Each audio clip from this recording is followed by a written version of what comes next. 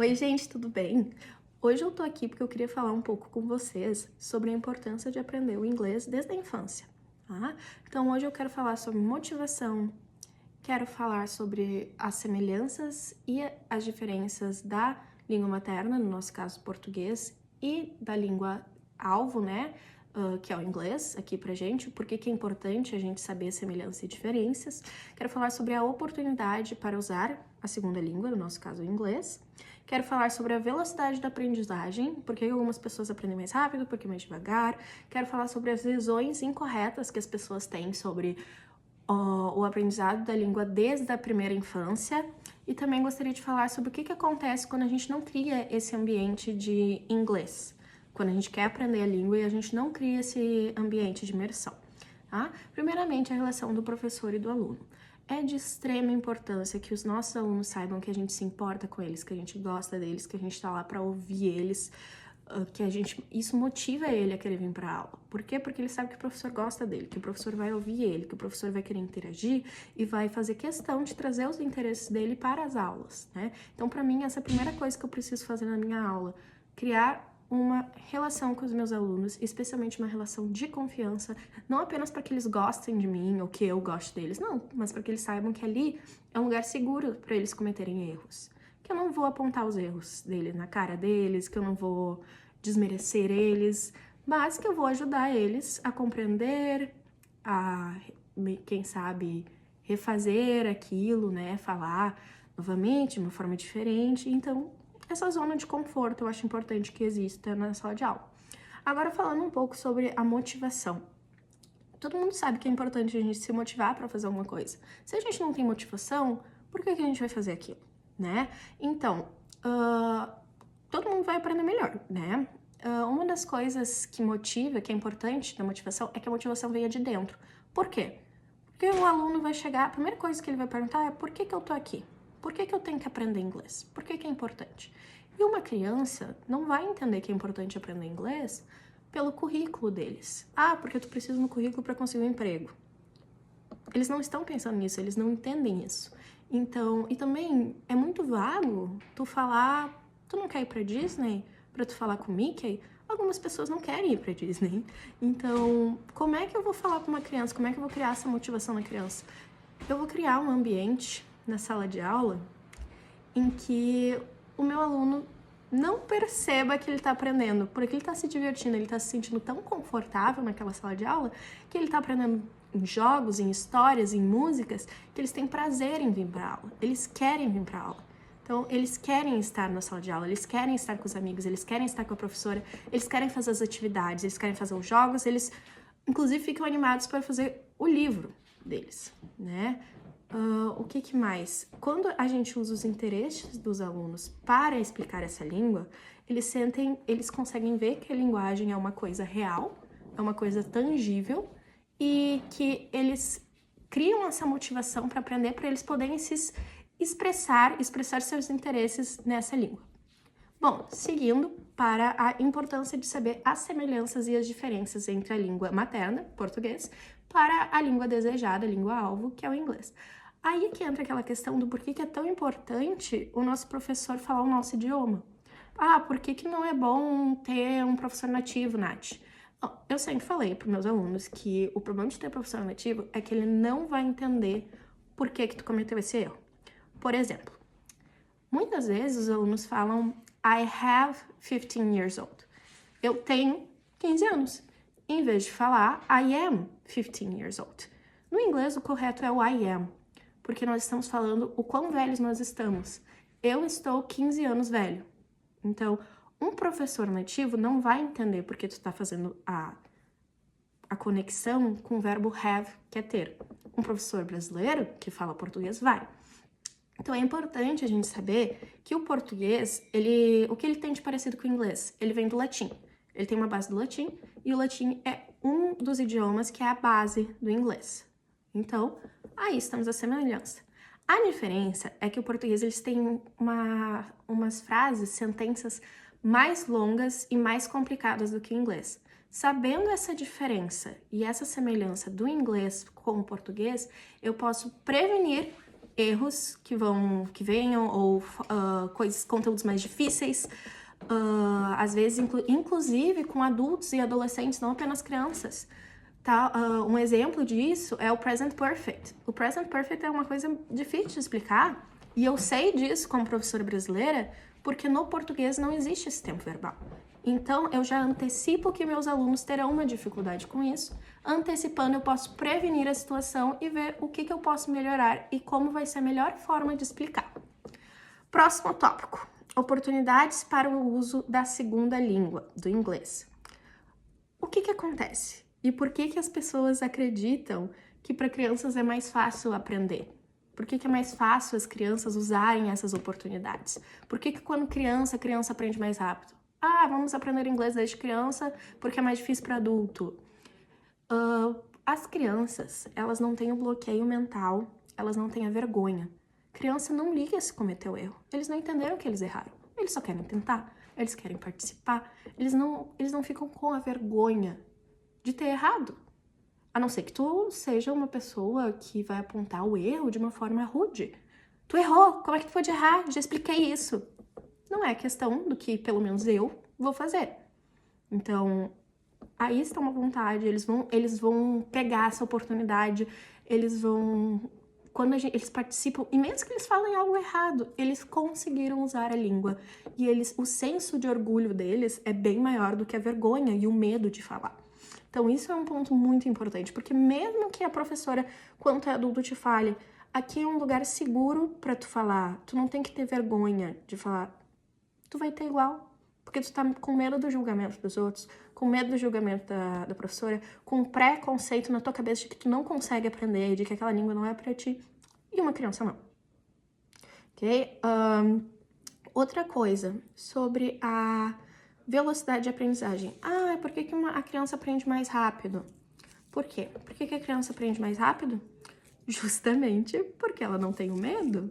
Isso se conecta, essa coisa se conecta, né? Quando a gente cria a imersão para uma criança, o que é uma imersão? É um ambiente em que é necessário o uso do inglês. Como se faz isso? Muita fala em inglês, música em inglês, histórias em inglês, atividades em inglês. Então, embora os meus períodos de aula sejam uma questão tradicional, né, que o ambiente tradicional seria um ambiente em que não é a imersão do inglês, não é tudo inglês, é 2 horas por semana em inglês, tá? Então, nesse momento, haverá uma imersão do inglês. E isso é a diferença entre aprender mais rápido ou mais devagar, tá? Então, quando eu crio a necessidade do inglês, sim, você vai ter uma aprendizagem mais rápido, porque você criou a necessidade de usar o idioma, porque você ficou cercado pelo idioma. O idioma se torna familiar para você ouvir, para você falar, para você ler, para você escrever. Ah, quer dizer que é só eu fazer isso que eu aprendo? Não é só isso. Tu precisa de várias coisas, são várias coisas que estão envolvidas num aprendizado, tá? Então, o que as visões incorretas falam?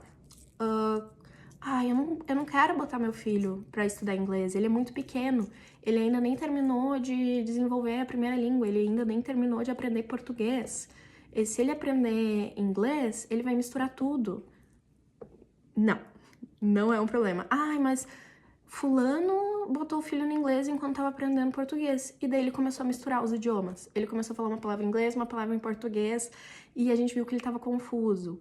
Crianças pequenas, de, por exemplo, 3 anos, não entendem que são 2 línguas diferentes. E é por isso que acontece essa mistura, que nós chamamos de code mixing. Então, a criança não está confusa, a criança não está errada. Na verdade, isso é um sinal incrível de que o cérebro da criança está funcionando muito bem. Porque o que ela está pensando? Ela não tem a noção de que são 2 línguas diferentes, então ela está pegando o vocabulário para formar as frases e está pensando a forma mais fácil de falar algo.